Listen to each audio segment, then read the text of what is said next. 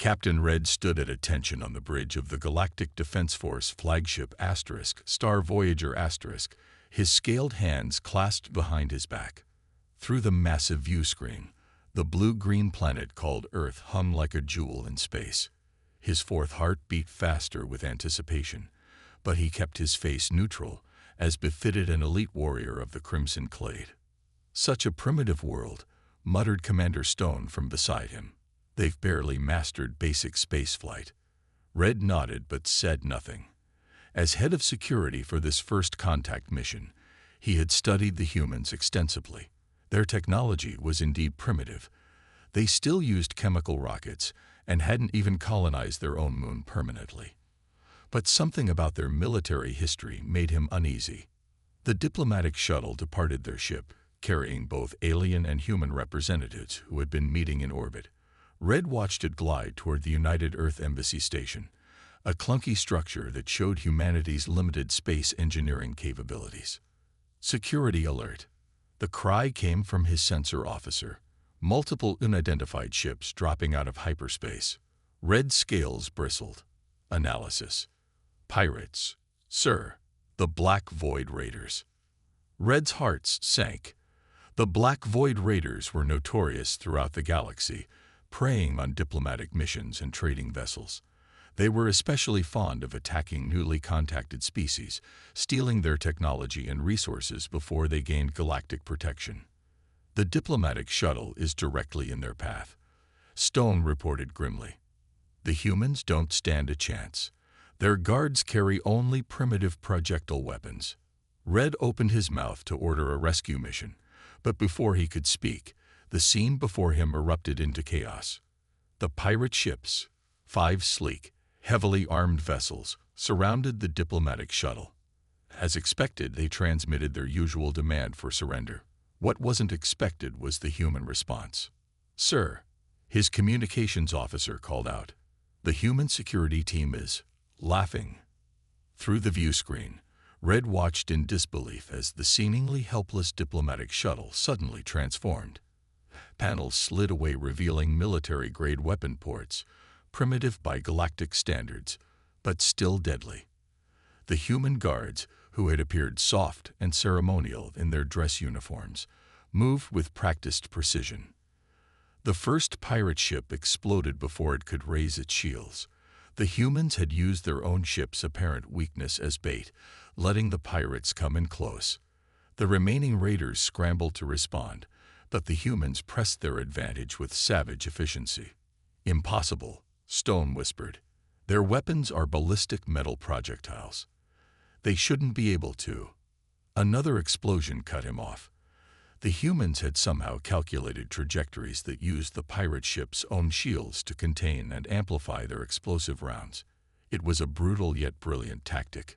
Red watched in fascination as the human security team demonstrated what they later called close-quarters combat in space.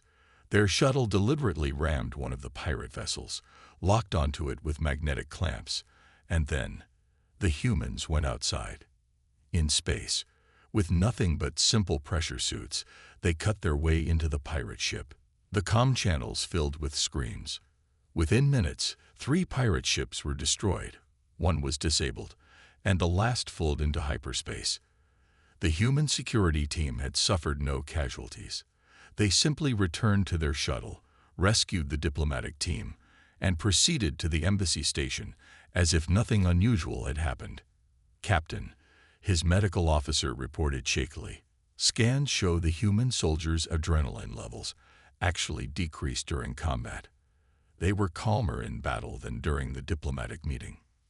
Red stared at the sensor readings, his 4 hearts beating in an irregular rhythm. The humans hadn't just fought off the pirates. They had enjoyed it. Their bodies showed clear signs of pleasure hormones released during the battle. "Update the diplomatic brief," he ordered.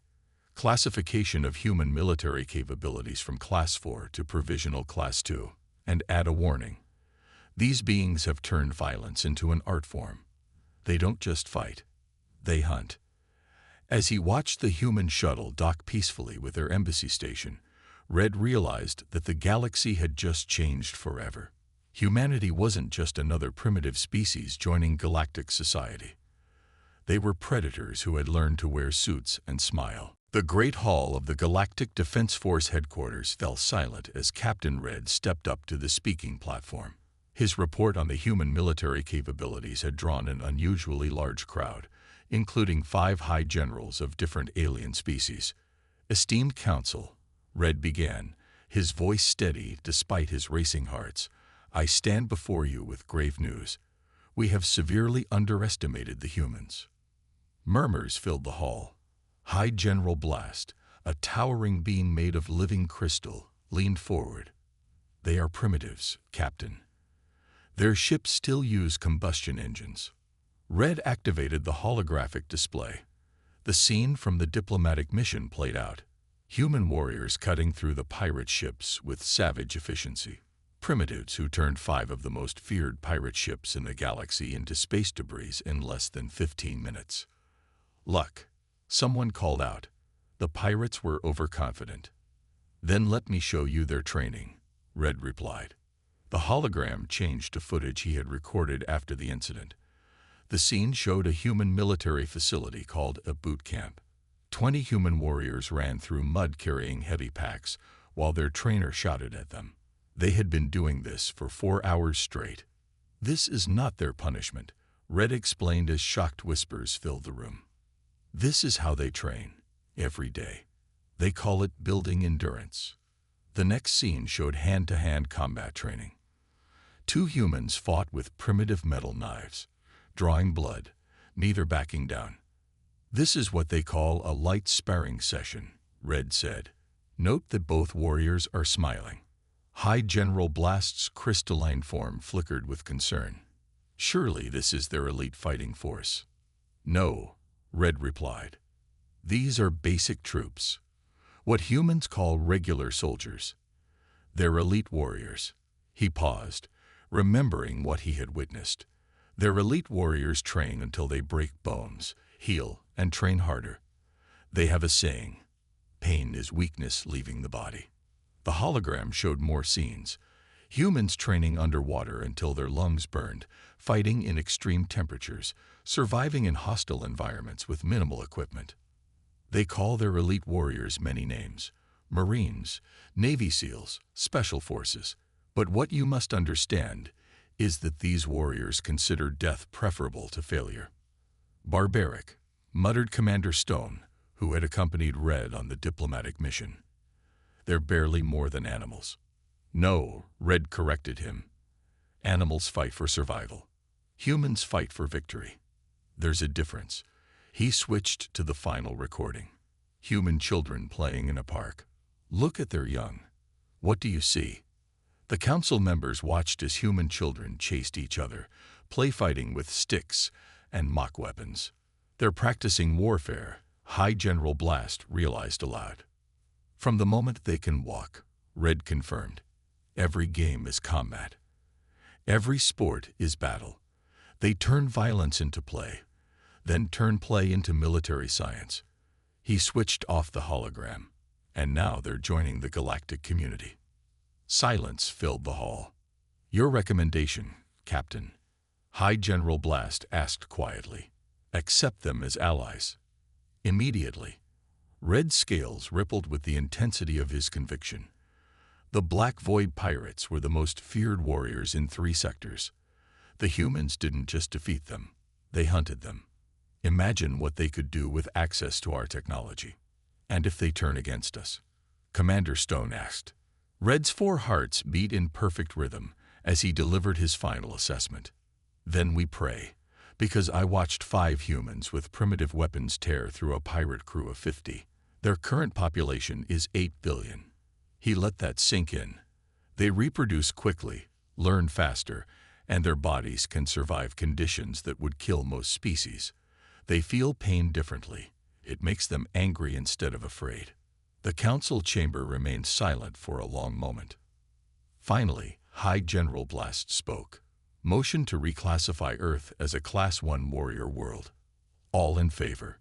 Every hand in the chamber raised. Red nodded in satisfaction. The galaxy was about to change, and he wanted humanity fighting on their side when it did. Captain Red questioned his life choices as he stood in the pouring rain at the human military facility called Camp Thunder. The Earth's gravity was already uncomfortable for his species, but the added weight of the water-soaked uniform made his legs shake. The human instructor, Master Sergeant Rock, stood before the mixed group of alien observers and human trainees, completely ignoring the rain. Today, Rock announced with a grin that made Red's scales tighten, "We're doing a friendly joint training exercise." Red noticed several human soldiers trying not to smile. He had learned that when humans called something friendly, it usually meant the opposite. 20-mile march through the mountain course, Rock continued. Full gear, then underwater obstacle course, followed by close combat training. The alien observers muttered among themselves. A 20-mile march in this gravity would kill half of them. But before anyone could object, the humans started moving, loading their backs with heavy packs like it was nothing. "Keep up if you can," Rock said cheerfully. "Try not to die." The march started bad and got worse. The humans set a pace that had the alien observers gasping within minutes. The rain turned the mountain path into mud, but the humans seemed to enjoy it more. "This is how you build toughness," Rock shouted over the storm. As if to prove his point, one human soldier slipped and fell hard, cutting his leg on a rock. Instead of stopping, the soldier laughed, tied a quick bandage, and ran to catch up. "Doesn't that require medical attention?" Red asked between heavy breaths. "Just a scratch," the injured soldier replied, already passing him. "Had worse in basic training." Red watched in horror as the humans began singing, while marching up the muddy mountain. The song's lyrics were about dying in combat and taking enemies down with them. They called it a motivation song. At the 10-mile mark, half the alien observers had dropped out. Red kept going only because his pride wouldn't let him quit. The humans hadn't even slowed down. They reached the underwater course after 4 hours of marching. Red thought surely now the humans would rest. Instead, they stripped off their heavy gear and jumped straight into the cold water. "Underwater demolition training," Rock announced. "You have to disarm the practice bombs while holding your breath. Minimum time underwater is 2 minutes. 2 minutes. An alien observer wheezed. "That's impossible without breathing gear." The humans were already diving. Red watched through the clear water as they worked on complex explosive devices while fighting the current. When they came up for air, they were grinning. "This is actually pretty relaxing after the march," one human said to another. "Good way to cool down." Red's translator must be malfunctioning. They couldn't possibly find this relaxing. The day's final test was close combat training. Despite their exhaustion, the humans attacked each other with terrifying speed. Red had studied martial arts for 30 years, but these humans moved in ways that defied his understanding of biology. "Remember," Rock shouted, "in real combat, you might be tired, wounded, or low on oxygen. That's why we train like this." One human took a hard hit to the face, spat blood, and kept fighting. Another had his arm twisted until the joint popped. He used his other arm to score a winning hit, then went to get the first one fixed, like it was a minor inconvenience. "How?" Red finally asked Rock. "How do they keep going?" Rock shrugged. "This is nothing. Wait till you see next week's training. That's when we do the hard stuff." Red watched as the humans gathered their gear, still joking and laughing despite their injuries and exhaustion. One was teaching others a new combat song about fighting aliens with their bare hands. In that moment, Red understood something fundamental about humans. Their greatest weapon wasn't their strength or their endurance. It was their ability to treat the impossible as a challenge and pain as a teacher. They weren't just warriors. They were beings who had turned suffering into an art form, and they were teaching this art to their children. The galaxy wasn't ready for them. Not even close. Captain Red stood on the bridge of his observation vessel, watching the human colony world New Montana through the main screen. After 3 months of studying human military training, he was here to observe their civilian defense capabilities. "Sir," his sensor officer called out, "multiple ships dropping out of hyperspace. It's the Black Void pirates again." Red's hearts skipped a beat. The same pirate group that had survived their last encounter with humans was back, this time with 15 ships instead of 5. "They're targeting the colony's main settlement," his officer reported. 2,000 human civilians in the area. Red opened a channel to warn the colony but stopped when he saw something strange. The humans weren't panicking. Instead, they were smiling. "This is Colonel Bull of the Human Colonial Marines," a calm voice broadcasted on all frequencies. "We've been waiting for you boys to show up again." The pirate fleet launched their first attack wave. That's when Red saw it.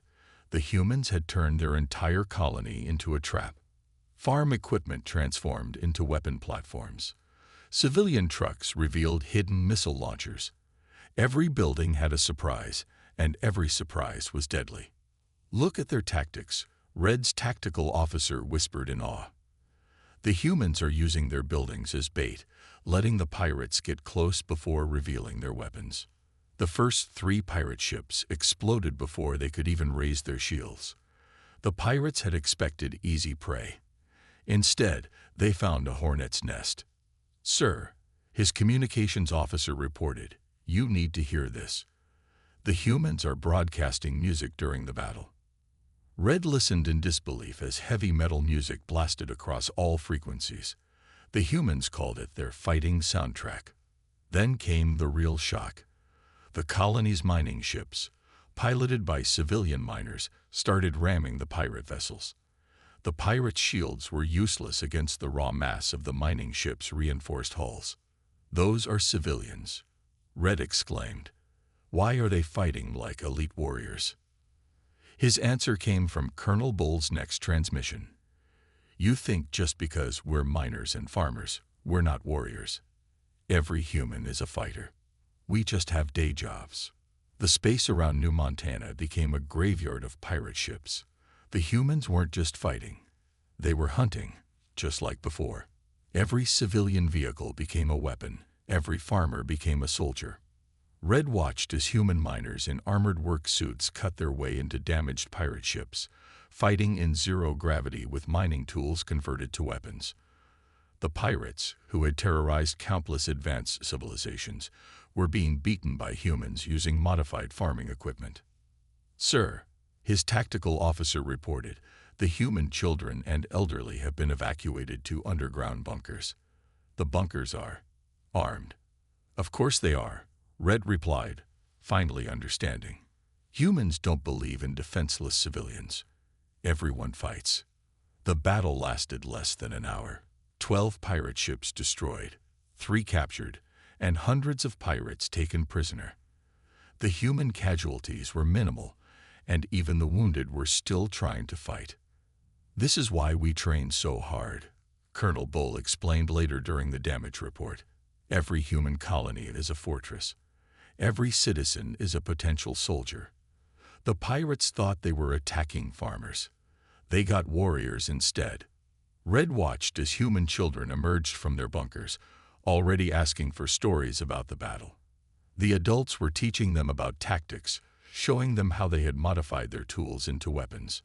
In his report to the Galactic Council that evening, Red wrote only one sentence: "Humans don't have warriors among their people.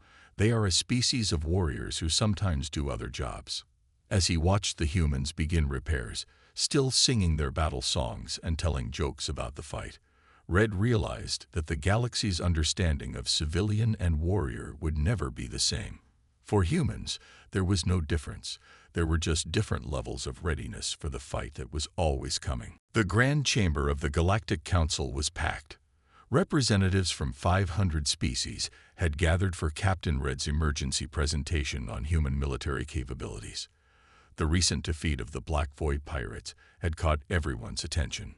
"Honored Council," Red began, his voice firm, "I'm here to warn you about humanity's true nature. What you're about to see will change everything you think you know about them." He activated the holographic display. This is what humans call a football game. It's not military training. It's entertainment. The chamber watched in horror as human athletes slammed into each other at full speed, fighting for territory inch by inch. The crowds in the hologram cheered as players endured hits that would cripple most species. This is what they do for fun, Red emphasized. Their children play this. Their sports are basically war games. High General Blast interrupted, his crystal form pulsing with concern. Surely this is an extreme example. Red changed the display. This is called boxing. Two humans fight until one falls unconscious. Again, for entertainment. More shocked murmurs filled the chamber. And this is hockey, played on ice. They actually have specific rules about when and how they're allowed to fight during the game. Commander Stone stood up, but their technology is still primitive. They can't be a real threat. That's exactly why they're dangerous, Red countered. Look at this. He showed footage from a colony attack. These humans turned farming equipment into anti-ship weapons. They don't rely on technology. They adapt whatever they have into weapons. The display changed again. This is a human training exercise called paintball. They simulate combat for fun on their days off from work. Even their games are about war. Red paused the footage. But here's what really terrifies me. Humans have something they call action movies. They create elaborate battle scenarios for entertainment. They imagine future wars, plan for them, and turn them into stories that their children watch. The chamber fell silent as they watched clips from human military movies. They don't just prepare for current threats, Red explained. They imagine new ones. Aliens, robots, monsters. They've already planned how to fight things they haven't even met yet. And they teach these strategies to their children through games and stories. High General Blast's crystalline form dimmed. How do you suggest we handle this? Red changed the display one last time, showing human children playing with toy weapons. We don't handle it. We accept it. Because humanity isn't just another warrior species. There's something we've never seen before. He pointed to the children. Look at them. Playing war games. Yes, but also laughing, creative, turning everything into a competition. They don't see combat as a duty or a necessity. For humans, it's part of who they are, like breathing. The footage shifted to show human rescue workers. They use the same aggressive drive to save lives that they use to take them. Their medics run into danger like warriors. Their firefighters battle natural disasters like they're fighting an enemy. Red scales rippled with emotion. Humans don't have a warrior class. They're all warriors, from birth to death. Even their peaceful members have the capacity for combat. It's not training, it's instinct. What do you propose? High General Blast asked quietly. Make them allies. Now, because if we don't, someone else will. And imagine those human instincts turned against us, combined with our advanced technology. The chamber erupted in discussion. Red waited patiently until High General Blast called for order. One final question, Captain, Blast said. These humans, do they understand how different they are from us? Red's 4 hearts beat steadily as he answered. No. They think they're normal. That's what makes them so dangerous. And so valuable as allies. The Council voted unanimously to fast-track Earth's integration into the galactic community. Not out of friendship or respect, Red knew, but out of fear. Because a species that turned combat into entertainment, that trained for wars that hadn't happened yet, that treated every citizen as a potential warrior, that was a species you wanted on your side. Captain Red received the emergency alert at midnight Earth time.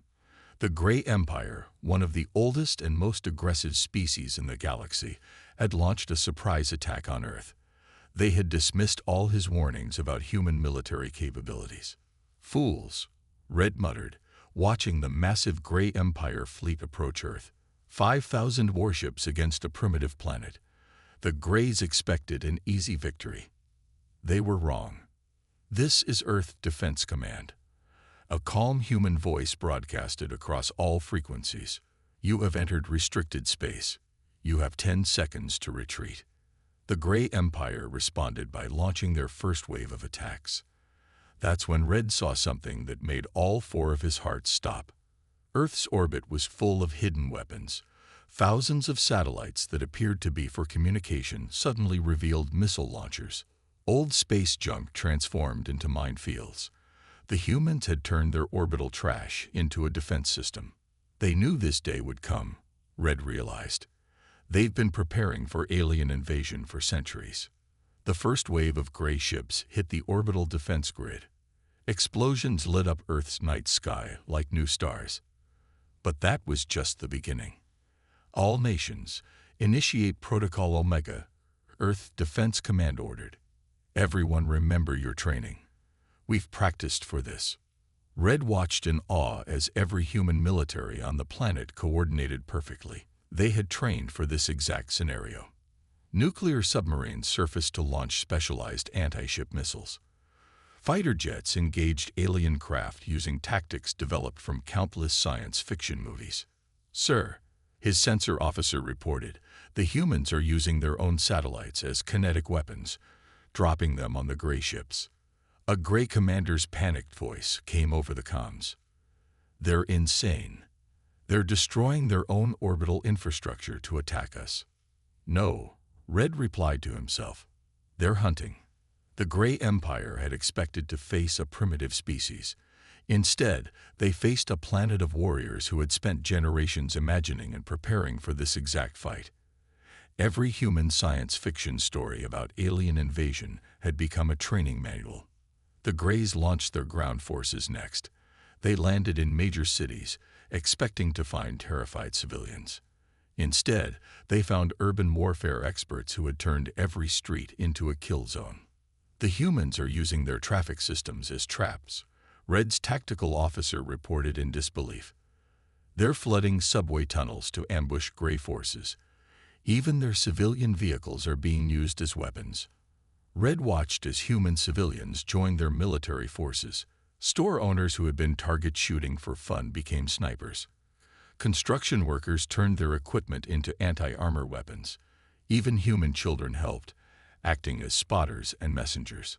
Sir, his communications officer called out, you need to hear the human broadcast channels. Red listened as human radio stations played battle music, coordinated resistance efforts, and shared tactical information. They called it War DG time.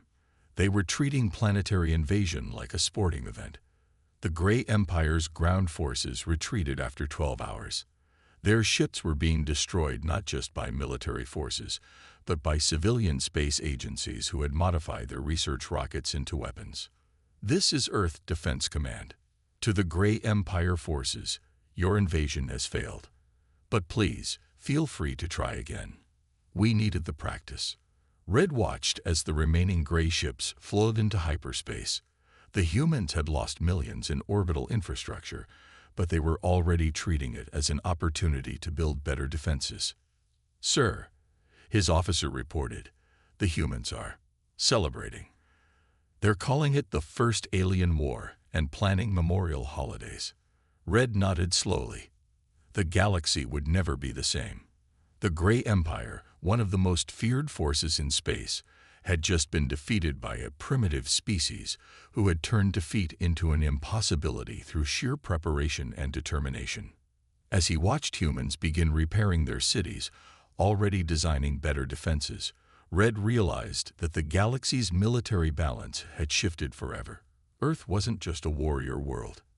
It was a planet of beings who had spent their entire history preparing for this moment, and they had enjoyed every second of it. 1 year after the Gray Empire's failed invasion, Captain Red stood in a new observation post on Earth's moon. The view had changed dramatically. Earth's orbit now bristled with advanced defense platforms, gifts from grateful galactic allies who wanted humanity on their side. Status report. Red spoke into his comm unit. Human military forces have completed integration of alien technology ahead of schedule, his officer replied. They're already improving our designs. Red wasn't surprised anymore. After the defeat of the Gray Empire, Humanity's status had skyrocketed. Every major power in the galaxy wanted human military advisors. Earth's combat techniques were being taught in alien war colleges. "Sir," his aide called out, "the human children are here for their tour." Red turned to face a group of excited human kids, all wearing space suits decorated with dinosaur stickers and superhero patches. This was his favorite part of his new job as Earth's military liaison. "Welcome to Lunar Defense Base 1, he said. "Who wants to learn about space combat?" Every hand shot up. Red's scales rippled with amusement. Even human children approached warfare with enthusiasm. "First," he began, "who can tell me why Earth won against the Grey Empire?" A small girl raised her hand. "Because we were ready. My grandpa says humans always imagine the worst that could happen, then prepare for something even worse than that." Red nodded. She had summarized humanity's greatest strength perfectly. "Look there," he pointed through the observation window. Human and alien ships were running joint exercises. "Your species has changed how the galaxy thinks about warfare." The children pressed against the glass, watching as human pilots taught alien warriors about something called dogfighting, a technique developed for Earth's ancient air combat. "Before we met humans," Red explained, "most species saw war as a necessary evil. But you turned it into an art form. You made preparing for battle into entertainment. Every game, every sport, every story taught you something about combat." He led them to the base's training area. Alien warriors were learning human hand-to-hand combat techniques, while human instructors learned to use alien weapons. "Sir," one boy asked, "is it true that other aliens don't play war games?" "Most species don't," Red confirmed. "That's why they were shocked by humans. You don't just train warriors. Your entire species thinks like warriors. Even your games prepare you for combat." The tour continued to the technology section, where human engineers were already modifying alien weapons, making them simpler, more reliable, and much more dangerous. "Your species has a saying," Red told the children. "Keep it simple, stupid. You took our advanced technology and made it better by making it simpler." No other species thought like that. As the tour ended, Red watched the children run off to their next activity, a zero-gravity combat training game that they thought was just for fun. His comm unit beeped. It was High General Blast. "Report on human integration," the crystalline being asked. Red looked out at Earth, now one of the most heavily defended planets in the galaxy. "Humans haven't just integrated, sir. They'd revolutionized galactic warfare. Their warriors are being hired as trainers across the galaxy. Their tactical doctrines are being studied everywhere. And the concerns about their primitive nature." Red watched as a human child's paper airplane design was adapted into a new class of fighter craft. Their primitive nature is their greatest strength. They don't overthink combat. They keep what works, improve what doesn't, and always prepare for the worst. Final assessment. "Humanity isn't just a warrior species," Red replied. "They're what every warrior species wishes they could be. Beings who turned combat into an art, preparation into entertainment, and war into a science. The galaxy will never be the same." As he ended the transmission, Red watched the human children playing their war games. In their laughter, he heard the future of galactic warfare. In their games, he saw the next evolution of combat. The humans hadn't just joined galactic society. They had become its defenders, its teachers, and its warriors. And they were having fun doing it. That, Red realized, was what made them truly unstoppable.